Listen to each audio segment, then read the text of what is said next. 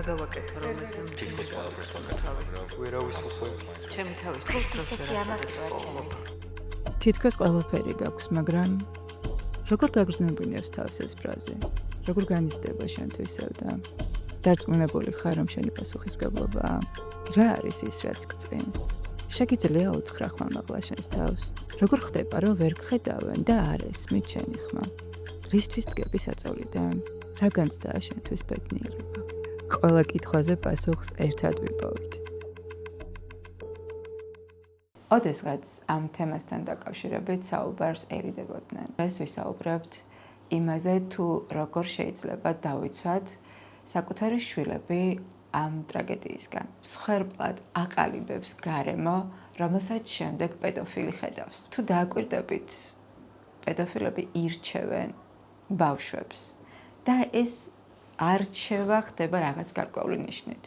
ჩემი პროფესიული გამოცდილებიდან გამომდინარე, შემიძლია გაგიზიაროთ, რომ იმაზე მეტი ადამიანია პედოფილიის მსხვერპლი, ვიდრე წარმოგვიდგენია.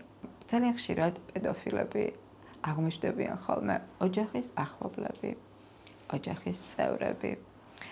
ისინი, ვისაც ბავშვების მშობლები ენდობიან. ყველაზე მნიშვნელოვანია, რომ ეს ყველაფერი შენი შვილისთვის გააკეთო. დაუჯერო, მოუარო, ეინდო და დაეხმარო. გამარჯობა. ჩვენი დღევანდელი თემა არის საკმაოდ მტკივნეული, ემოციური საკითხი, ეს არის პედოფილია. ოდესღაც ამ თემასთან დაკავშირებით საუბარს ერიდებოდნენ. იქმნებოდა ისეთი შთაბეჭდილება, რომ ჩვენს ქვეყანაში პედოფილები არ არსებობდნენ. ან თუ არსებობდნენ ძალიან ცოტა.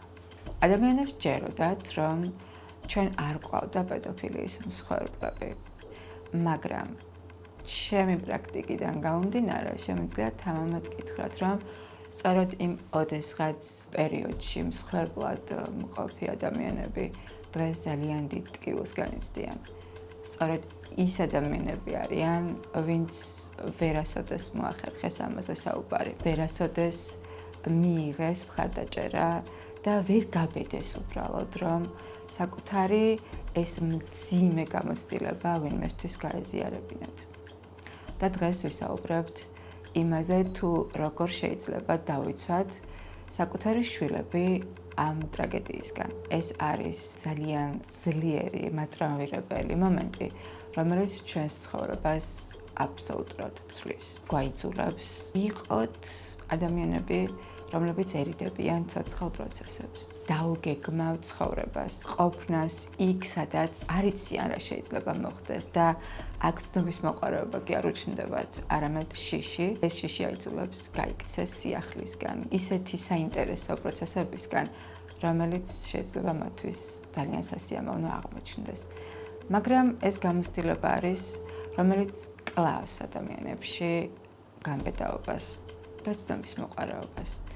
იმიტომ რომ ბავშვები, რომლებიც გამოივლიან ამ ტრაგედიას, ხშირად შემდეგ უკვე საკუთარ თავს ადანაშაულებენ, იმიტომ რომ ამ პროცესში მოხვდნენ და ასევე საკუთარი თავი ყავთ ძალიან უსუსურად აღქმული, იმიტომ რომ ვერ გაუმკლავდნენ, არადა მათი ბრალი ნამდვილად არ იყო. დღეს ვისაუბრებ მსხვერპლებზე. თუ როგორ შეიძლება დავიცვათ საკუთარი შვილები მსხვერპლად გახდომისგან.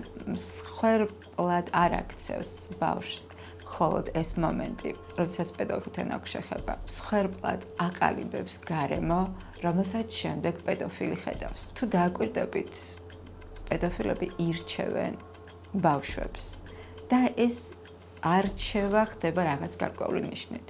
და ეს ნიშანი არის დაუცველობის განცდა, ბავშვების თვალებში ძალიან მკვეთრად გამოიხატება. ეს არის გაურკვევლობა და შიში, მუდმივი შიში. თუ დააკვირდებით ამ ბავშვებს, დაინახავთ, რომ არასოდეს არიან მშვიდი გამოხედვით, არიან ან შეშინებულები, ან უბრალოდ დათრგუნულები და თავისთვის სადღაც ჩუმად მსხდომები. თუ კი თქვენი შვილისთვის ერთხელ მაინც შეგიმჩნევიათ სახეზე ეს შიში, აუცილებლად იცადეთ, რომ ძალიან დაუახლოვდეთ, ეცადეთ რომ თქვენ მისთვის გახდეთ ის სივრცე, რომელიც იქნება დაცულობის მომტანი, რომელიც იქნება იმის მომტანი ბავშვისთვის, რომ ნდობა გაუჩნდეს შენ. ბავშვები ყოველთვის იმაზე მეტად გრძნობენ, რამდენად ენდობა მშობელი, ვიდრე ზრდასრულს წარმოუდგენია. ყველაზე აუთენტური არსებები არიან ბავშვები და ვერაფერს გამოვაპარებთ. თუ კი მან ჩემში სისუსტე დაინახა, სისუსტე, დაუცველობა, ესეც კი საკმარისი ხდება, რომ უბრალოდ არ მოვიდეს და არ მითხრას, რომ რაღაც აწუხებს. ამიტომ ძალიან მნიშვნელოვანია მშობლის როლი შვილის ცხოვრებაში და იმაში, რა ფუნქციას და რა როლს აიღებს ეს ბავშვი და როგორ გააგრძელოს მერე ცხოვრებას. ჩემი პროფესიული გამოცდილებიდან გამომდინარე, შემიძლია გაგიზიაროთ, რომ იმაზე მეტი ადამიანია პედოფილიის მსხვერპლი, ვიდრე წარმოგვიდგენია. ძალიან ბევრი ქალი ცხოვრებას უბრალოდ ვეღარ ახერხებს იმ ხარისხით, რა ხარისხითაც მოახერხებდა ალბათ, რომ არა ასეთი მსგავსი შემთხვევები. ვერ საუბრობენ ამ შემთხვევებზე. იმიტომ რომ ძალიან ხშირად პედოფილები აღმოჩნდებიან ხოლმე ოჯახის ახლობლები, ოჯახის წევრები. ისინი, ვისაც ბავშვების მშობლები ენდობიან, ვისგანაც ვერ წარმოიდგენს ვერავინ, რომ რაღაც მსგავს გააკეთებს, რომლებიც მშობლის თვალწინ ეფერებიან ბავშვებს.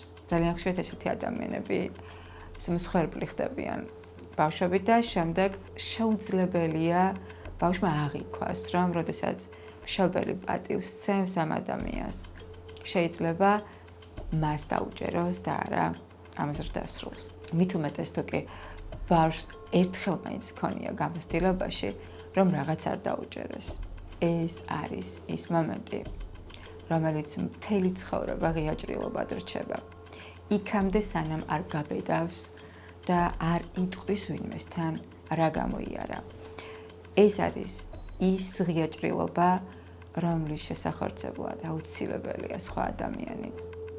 აუცილებელია ვიღაც, ვინც გეტყვის, რომ შენი ბრალი არ არის. ძალიან სამწუხარო ფაქტია, იმედი მაქვს გაუცნობიერებლად, ქალები განსაკუთრებით ძალიან დაუფიქრებელი ფრაზებით აკეთებენ ხოლმე პედოფილიის გამართლებას. მაგალითად, გამომწვევად არ უნდა ეცვას და ძალიან ბევრ ისეთ ფრაზას წავაწყდებით, რომ ვერც კი წარმოუდგენიათ ალბათ ამით, როგორ წაახალისებენ 40 წლის მამაკაცს და ეს არის ძალიან ტრაგიკული და ძალიან სევდიანი. ეს არის კიდევ ის ძალიან გლობალური პრობლემა, რომელიც ჩნდება კიდევ უფრო მეტი ასეთი შემთხვევების წახალისებისთვის. კიდევ უფრო მეტი ბავშვის ასეთი თავგადასავალი იმალება ხოლმე. ვინც ეს მძიმე პროცესი გამოიარა, მერე გაბედა, ხმა ამოიღო, ამაზე ისაუბრა და ტალახი ესროლეს. ან ეს ხომ წარმოუდგენელი გამბედაობა და როცა ამ გამბედაობის მიღმა მსგავს ფიდბექს იღებ, ეს არის ერთ-ერთი ყველაზე შემაწრუწუნებელი ამ ადამიანისთვის. თუ კი შენთან მოვიდა შენი შვილი და გაბედა და გითხრა, რომ ვიღაცა ზრდასრული მას შეეხო ისე, რომ არ ესიამოვნა, იცოდე, რომ ესეც საკმარისია იმისთვის, რომ მიიღო ყველა ის ზომა, შენმა შვილმა თავი დაცულად იგრძნოს. რა შეიძლება გააკეთო ამ დროს? აუცილებელია პირველ რიგში საკუთარ შვილს ესაუბრო იმაზე, რომ ძალიან გამბედავია და მადლობაც კი გადაუხადო, შეგიძლია რომ გენდო და ეს გაგიზიარა. პირველ რიგში საჭიროა რომ მას სითბო დაანახო და არა უარყოფა. არასოდეს გაამართლო ვიღაცა ზრდასრული, იქნებ შენ მოგეჩვენა. ეს ფრაზა არასოდეს უთხრა შენ შვილს. იმიტომ რომ აქ კარგავ მის ნდობას, აუცილებელია რომ დაელაპარაკო მას და დაადგინო, რამდენად მძიმე იყო მისთვის ეს გამოცდილება. თუ კი გრძნობ, რომ შენ ვერ ერევი ამ პროცესს, ძალიან კარგი იქნება თუ სპეციალისტს მიმართავ. კარგი იქნება თუ კი მან დაინახა, როგორი მოქმედი ხარ მის დასაცავად. და მოქმედში გულისხმობ იმას, რომ შენ შეძლო და ის ადამიანი, რომელმაც გაბედა და შენ შვილს რაღაც დაუშავა, რაღაც არასწორად გააკეთა მისთვის, შენი შვილის დასანახადაც კი აუცილებელია, რომ მან ეს დაინახოს, დაისაჯოს. დაისაჯოს ისე, როგორც შენ შეგიძლია. აქ უკვე მნიშვნელობა აღარ აქვს ამას, როგორ გააკეთებ. ყველაზე მნიშვნელოვანია, რომ ეს ყველაფერი შენი შვილისთვის გააკეთო. დაუჯერო, მოუარო, ეინდო და დაეხმარო.